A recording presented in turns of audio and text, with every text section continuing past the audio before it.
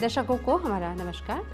आज इस प्रोग्राम में हम आप लोगों को बताएंगे गर्भ अवस्था में यानी ड्यूरिंग प्रेगनेंसी महिलाओं के शरीर में बहुत असर होता है, बहुत प्रभाव पड़ता है।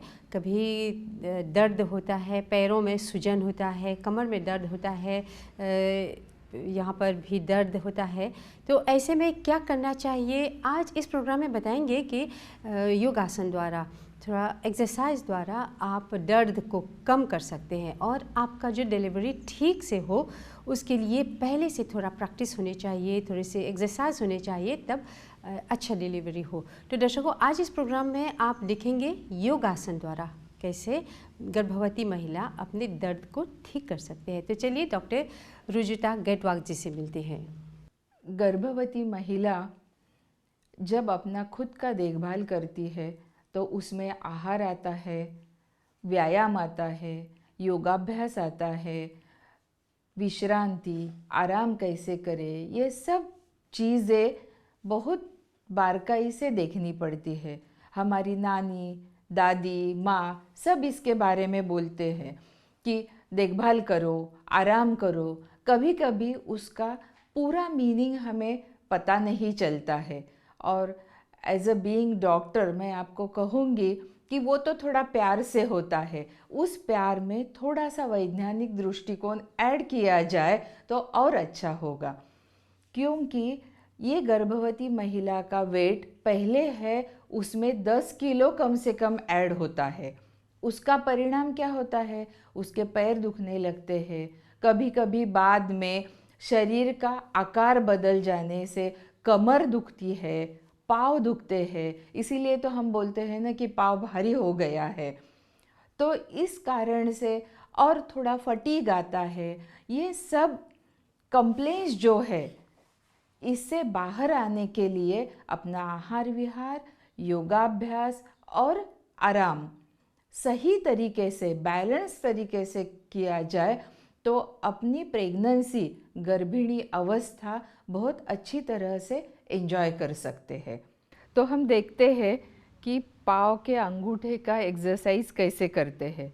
देखो, हम चलते समय पाँव ऐसे ऐसे ऐसे रखते हैं, जैसे हाथ की अंगुलियाँ ऐसे होती है वैसे पाँव के नहीं कभी होते हैं। तो वो स्पेशली करना ज़रूरी है। तो ये करके दिखाएगी। स्क्वीज करो, स्क्वीज करो।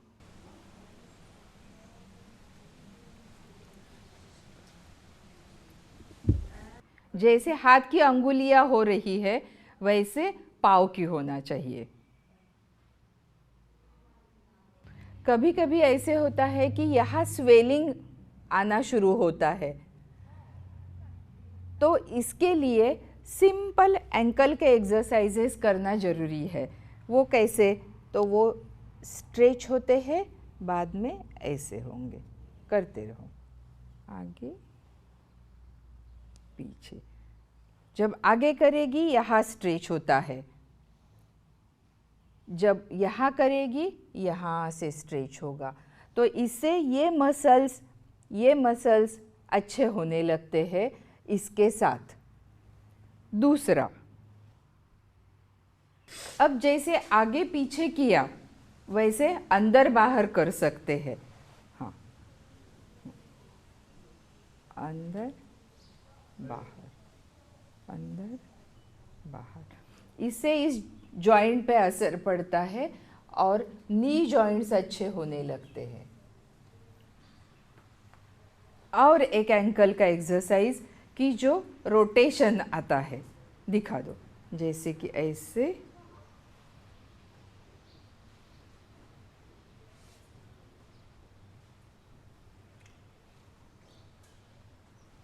दूसरी बाजू से,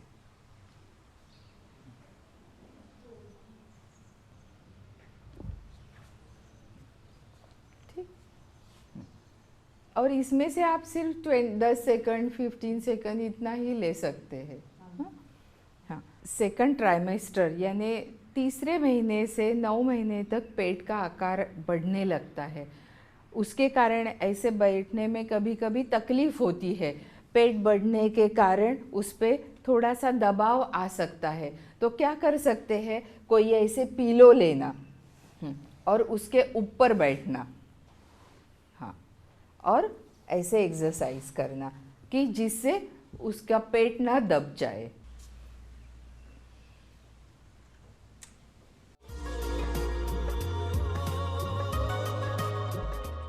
दूसरा एक भाग आता है कि आपको सही तरीके से रेस्ट लेना चाहिए। तो इसमें क्या होता है कि बैकएक थोड़ी आती ही है, नेचुरली आएगी, फिजियोलॉजिकली वो चेंज होता है वर्टिब्रल कॉलम का शेप, तो बैकएक आएगा। बैक पेन अवॉइड करने के लिए ये पार्ट जो है ये अच्छा सा स्ट्रेच होना चाहिए। तो इसके लिए ऐसे पैर में अंतर रखना, पेट यहाँ सेफ रहेगा। हरदम पेट का हम सोचेंगे कि उसमें बच्चा है, उसे कहीं दबाव ना आना चाहिए। ये शोल्डर स्ट्रेच होंगे और उसके बाद ये पूरा ऐसे खींचेंगे पीछे से, यहाँ पीछे जैसे खींच रहे हैं। इससे क्या होगा, तो ये पूरा का पूरा बैक मसल्स अच्छे से स्ट्रेच होंगे दोनों बाजू में। वो स्ट्रेच यहाँ से शुरू होगा, यहाँ से शुरू होगा, वो एकदम नीचे हिल तक जाएगा। तो ये जो forward bending, modified forward bending है, ये करना चाहिए। क्लासिकल आसन में वो और नीचे जाके हाथ भी ज़मीन तक ले सकती है, लेकिन अभी 6-7 मंथ में ये नहीं हो सकता है। तो इसीलिए ये करना ज़रूरी है कि जिसे यहाँ इस पार्ट में जहाँ ज़्यादा पेन होता है, ड्रैगिंग होता है, वो कम करे। और पेट सस्पेंडेड रहेगा तो ड्रैगिंग भी कुछ समय के लिए निकाल जाएगा इस वर्टिब्रल कॉलम पे जो आया है वो। मैंने आपको कहा कि 9 महीने में बैक पेन आता है, स्पेशली इस एरिया में दर्द होता है क्योंकि हर बार आगे की तरफ ड्रैगिंग होता है। इसे मार्जारासन कहते हैं, कैट पोज। कैट पोज में क्या होता है, पूरा यहाँ का वेट यहाँ आगे सस्पेंडेड हो गया है। पहले ये हॉरिजॉन्टल है वर्टिब्रल कॉलम, अब पहली स्टेज में गर्दन नीचे जाएगी और ये ऊपर आएगा, पूरा का पूरा स्टिक जैसे ऐसे हो गया। ये देखो यहाँ से ऐसे हो गया। यही पोजीशन अपोजिट करना, सर ऊपर और ये पार्ट नीचे जाएगा, एकदम नीचे ऐसे। तो जो पहले इस तरह था, अब वही ऐसे था, तो अब वो ऐसे हो गया। ये सबसे अच्छा कमर के लिए योगाभ्यास है।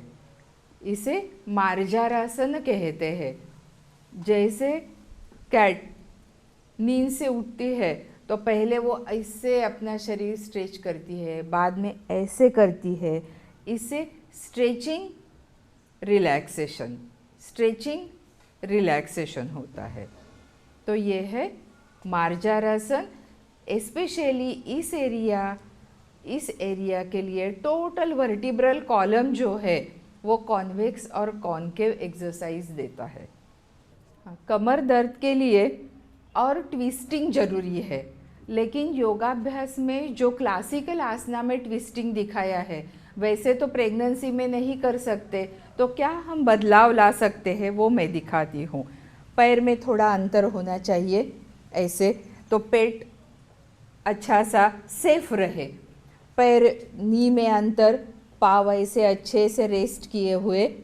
उसके बाद ये जो शोल्डर्स है ये ऐसे ईस्ट वेस्ट है, तो बाद में नॉर्थ साउथ हो जाएंगे। तो उसके लिए क्या करना है, उसे पहले धीरे से अपना ये हाथ यहाँ और ये हाथ यहाँ।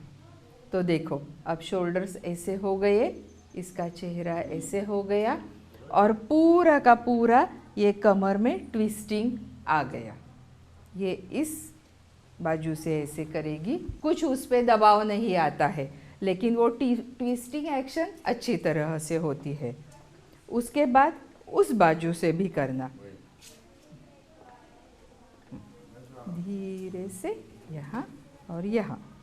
पूरा हाथ ऐसे रेस्ट करना होना चाहिए। यहाँ शोल्डर्स ऐसे होंगे, चेहरा ऐसे, थोड़ा ऊपर, आँख बंद। और कुछ देर के लिए सब आसन पूरा होने तक अपनी सांसें एकदम नॉर्मल होना चाहिए, प्राकृत होना चाहिए, ना होल्ड करना, ना जल्दी जल्दी लेना छोड़ना। सोते समय कैसे सोना, आप सोए हो तो उठना कैसे, ये भी गर्भवती महिला ने अच्छी तरह से सीखना चाहिए। तो एक आसन है जिसे हम मत्स्य क्रीड़ासन कहते हैं। लेफ्ट साइड पे सोना है और एक हाथ पैर के फिक्स पोजीशन लेना चाहिए। उसमें पिलो की हेल्प ले सकते हैं, किसी तकिया की हेल्प लेके कैसे सोना ये हम देखेंगे। जब गर्भवती महिला आराम करेगी, सोएगी, तो कैसे सोना चाहिए? लेफ़्ट बाजू में, ये राइट हो गई, इस लेफ़्ट बाजू में सोना है। हाँ, दूसरी चीज़ ये है कि ये जो पैर है ये ऐसे फोल्ड करके रखना। उसके लिए कुछ ऐसे पिलो ले सकते हैं, तकिया ले सकते हैं और अच्छा सा रेस्ट करो। ये भी पैर जो है ये स्ट्रेट नहीं रखना, ऐसे स्ट्रेट नहीं रखना, तो थोड़ा सा बेंड करके रखना, थोड़ा सा आगे झुकना। इससे क्या होगा, ये जो पेट है, जो बढ़ा हुआ पेट है, उसको भी यहाँ अच्छा सा आधार मिलेगा और इस तरह से वो आराम से सो सकती है। यदि वो पीठ पे सो गई तो पूरा वेट ऊपर डायफ्राम पे आता है और ब्रेथलेसनेस फील होता है। इसीलिए इस तरीके से सोना, इसे मत्स्य क्रीड़ासन कहते हैं।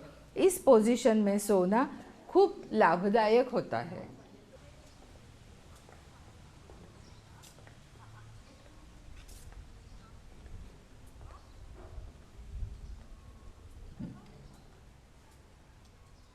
गर्भवती महिला को पेल्विक फ्लोर एक्सरसाइजेस करना बहुत ज़रूरी है।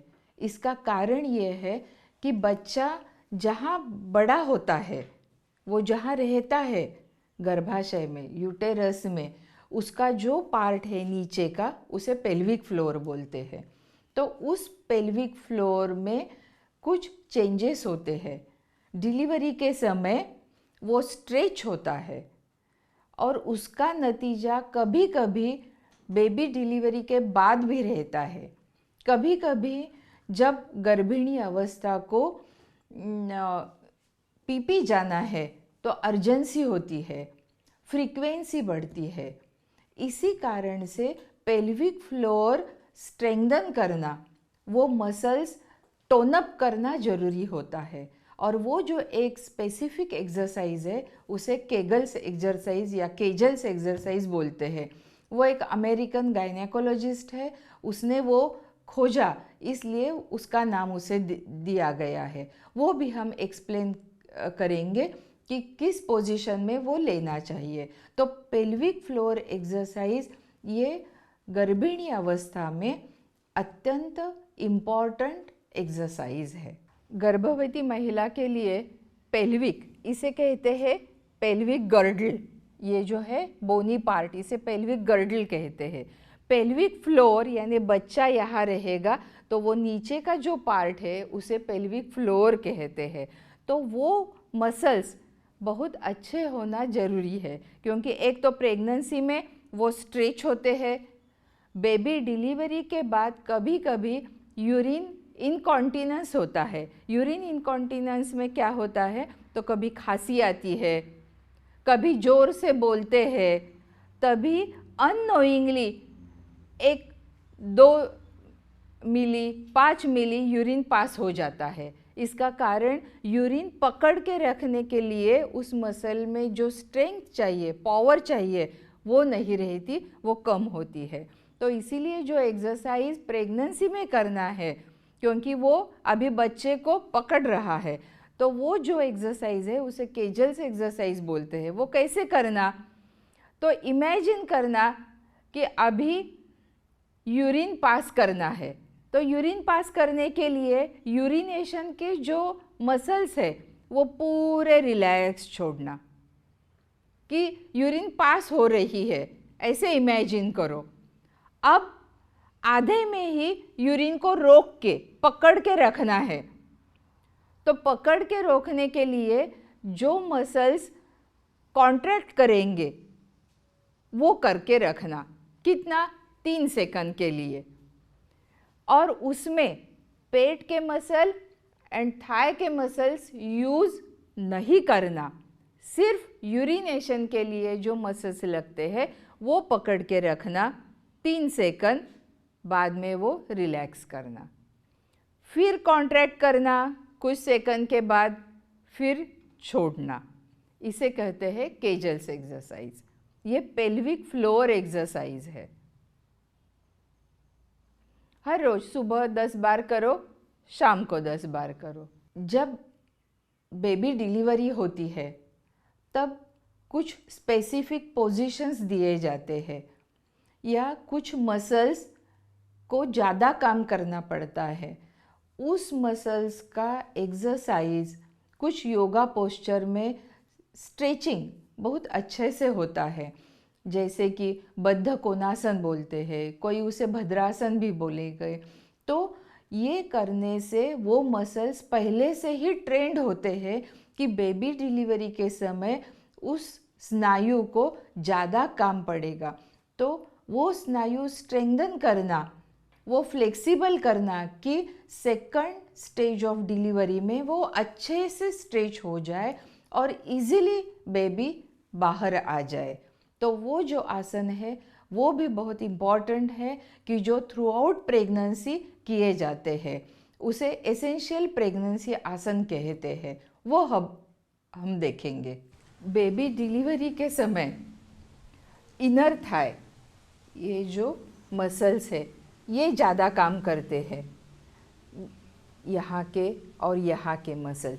तो ये पहले से स्ट्रेच करना, उसको एक्सरसाइज देना ज़रूरी होता है। तो इसीलिए इस आसन को कोई भद्रासन कहता है, कोई बद्ध कोणासन कहता है, लेकिन ऐसे दोनों पाँव एक दूसरे को जोड़ना और जितना हो सके नीज नीचे तक लेना। धीरे धीरे नीज ज़्यादा नीचे होते हैं और ये पार्ट अच्छा सा स्ट्रेच होने लगता है। सामने देखना, हाँ, और ऐसे बैक स्ट्रेट, ऐसे कुछ देर के लिए ऐसे बैठ के धीरे धीरे बटरफ्लाई एक्शन करना, ऊपर नीचे। इससे क्या होगा, तो वो हिप जॉइंट को दोनों बाजू में अच्छा सा एक्सरसाइज मिलेगा। दोनों पैर ऐसे ऐसे ऐसे ऐसे होंगे। दूसरा एक इम्पॉर्टेंट पॉइंट ये है कि गर्भवती महिला में के शरीर में हार्मोनल चेंजेस होते हैं। जब हार्मोनल चेंजेस होते हैं तो मूड स्विंग्स आते हैं। कभी एंजाइटी आती है, कभी स्ट्रेस आता है, कभी रोना आता है, कभी डिप्रेस्ड लगता है। तो ये जो मूड स्विंग है ये अच्छे करने के लिए और बेबी के लिए सदैव माता यानी एक्सपेक्टेड मदर आनंदी होना चाहिए। तो उसके लिए हमारे हिंदू फिलोसॉफी में तो खूब अच्छे अच्छे स्तोत्र है, भगवान के गीत है, कुछ मंत्र है, वो पढ़ना चाहिए, चैंट करना चाहिए, कुछ अच्छा सा सुनना चाहिए, कुछ अच्छा देखना चाहिए। इससे उस माता के शरीर, मन पर और वो जो परिणाम है वो बेबी में रिफ्लेक्ट होता है।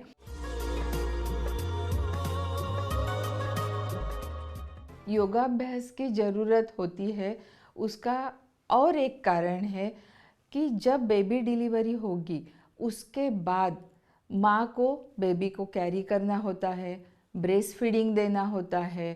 तो उसके लिए जो एक पोस्चर लेनी पड़ती है, उससे कभी कभी नेक पेन आता है, कभी अपर बैक पेन आता है, शोल्डर्स, ये मसल्स। तो ये अच्छे करना, टोनअप करना, फ्लेक्सिबल करना, स्ट्रेंथन करना, ये काम कुछ योगाभ्यास से पहले से ही हम कर सकते हैं।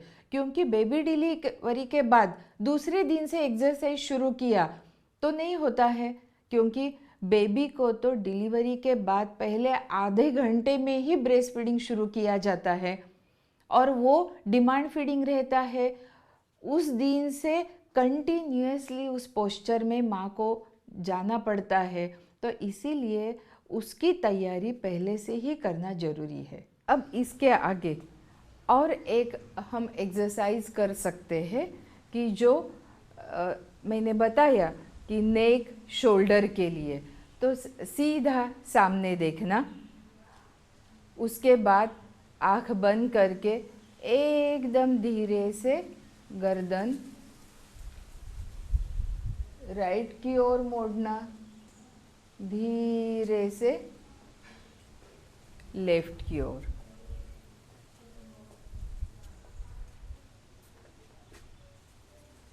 पीछे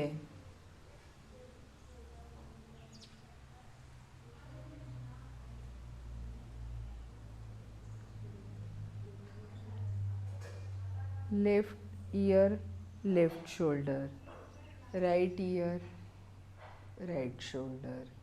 उसके बाद घुमाना,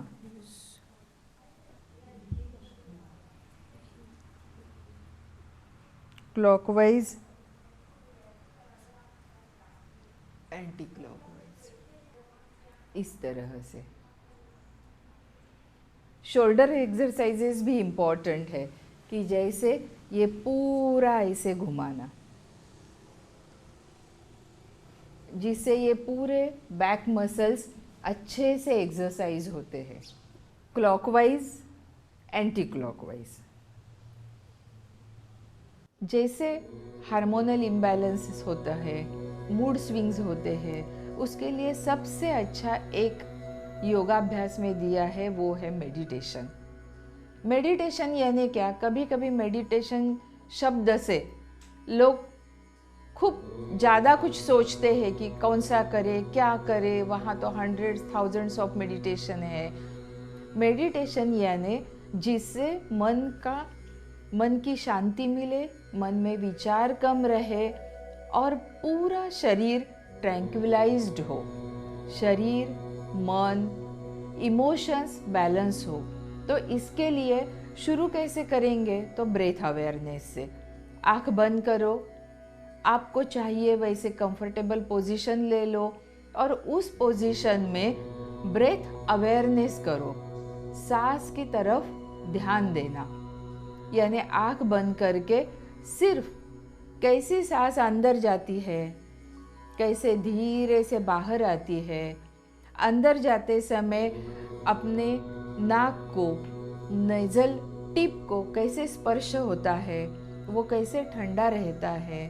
अंदर जब हवा जाती है तो कैसे बीच के सेप्टम को टच होता है, दोनों नॉस्ट्रिल को टच होती है, वो कैसे आईब्रो सेंटर में एक जगह आती है, उसके बाद पीछे गले तक जाती है, क्या फीलिंग है, क्या सेंसेशन है, वो सब एक्सपीरियंस करना, अपना अवेयरनेस वहाँ जमाना और उस समय आँख बंद करके उसमें पूरे फीलिंग्स में खुद को मर्ज कर देना। ये मेडिटेशन की शुरुआत है। उससे क्या होता है? तो शरीर रिलैक्स होगा, मन शरीर रिलैक्स होगा, इमोशंस कम होंगे और पूरा आप मेडिटेटिव मूड में एंटर करेंगे। उसके बाद आपको जो अच्छा लगे वो मंत्र चैंट करो या कुछ सुनो, या सिर्फ यही अवस्था में ब्रेथ अवेयरनेस मेंटेन करते हुए कुछ समय के लिए आँख बंद करके बैठो। यही आपका मेडिटेशन गर्भवती महिला के लिए इनफ है। तो दर्शकों, हम आशा करते हैं इस प्रोग्राम से जो प्रेग्नेंट मदर है, गर्भवती महिला है, उन लोगों को काफ़ी फ़ायदा हुआ होगा इस प्रोग्राम से। तो डॉक्टर जी, आपको बहुत धन्यवाद देते हैं। आपने महिलाओं को क्या करना चाहिए, क्या नहीं करना चाहिए और डिलीवरी के समय उनका अच्छा डिलीवरी हो, काफ़ी आपने बहुत जानकारी दी। इसके लिए बहुत धन्यवाद। हमारी ओर से नमस्कार।